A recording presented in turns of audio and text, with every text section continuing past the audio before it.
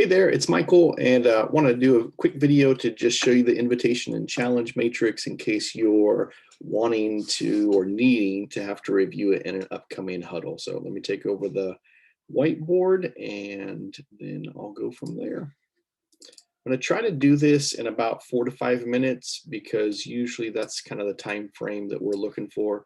This is a pretty dense tool, and so as some of them are, and so you're having to cut corners on a couple of things to get it to that 4 to 5 minute window. But what's nice is that in conversation you can always layer those those items back in. And so here we go. So Jesus discipleship model is highly effective, and so as we study what he does throughout the gospel, he does some amazing things. The first thing that he does is he offers high invitation. And so that means that he gives like very close access into his life. He invites the disciples to come be with him. He shows them his life. He's with them for a great number of times and for a great number of hours. And so the disciples have very close access to him. So we're not like Jesus. So we tend to have this possibility of the opposite, offering low invitation. This is a spectrum, anywhere, sliding along the line. At the lowest level, this is, I'm closed to connectivity. I'm not available. So if somebody was wanting to, model their life after yours and it was low invitation, they wouldn't have accessibility that way because of it. We can put this kind of other almost opposite type of attribute that Jesus does, and he offers high challenge to people.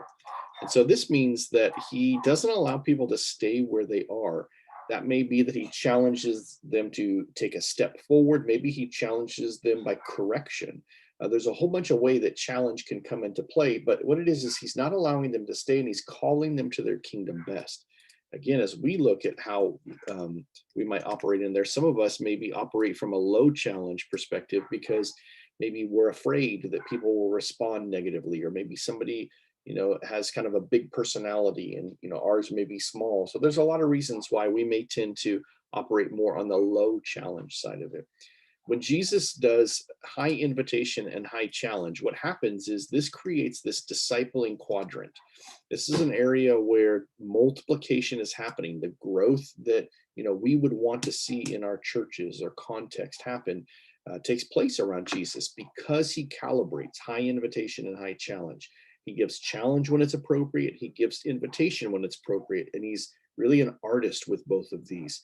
And it brings great breakthrough. What happens is it creates this empowered culture around Jesus. When people come near him, they are empowered and they're stepping up and they're growing and transformation takes place. In the upper left-hand corner, when we operate at high invitation but low challenge, what happens is that we tend to then create this kind of chaplaincy quadrant.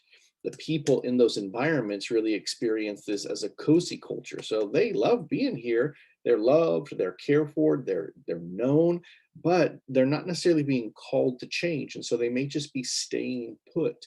And again, that may be a chaplaincy model for how maybe you as a leader are leading that space out. In the bottom right-hand corner, this would be a stressful quadrant. And this quadrant, because it's high challenge, you're calling people to maybe this high level of commitment, but you're not providing the relational context. It creates kind of this natural stress to it, but that's all that there is. It doesn't have the relief of the high invitation. And so what this tends to do is this creates a discouraged culture. Maybe that's because people don't feel like they measure up, or it's never ending. And so a lot of times the people that are leading in this space to create a cozy culture feel the result of this because it costs them so much to continue to create that for other people. And then this bottom one is what we would call the boring quadrant. There is, low invitation and there's low challenge here. And what people experience is this is rather an apathetic culture. In some of our churches, we find this because a church may be small, or maybe it's at a certain life cycle where there's just not a whole bunch of amount of people there. And so it's kind of scary to do either one of those. So this is the invitation and challenge matrix. Jesus created this amazing quadrant because we're not like him. but we can grow to become like him. We may find ourselves or parts of our own life or our home or our churches in any one of these other quadrants. And usually we're really good at one and not as good at the other. That could be, either for any one of us. So, but that's the basic invitation and challenge matrix. Thanks so much for watching.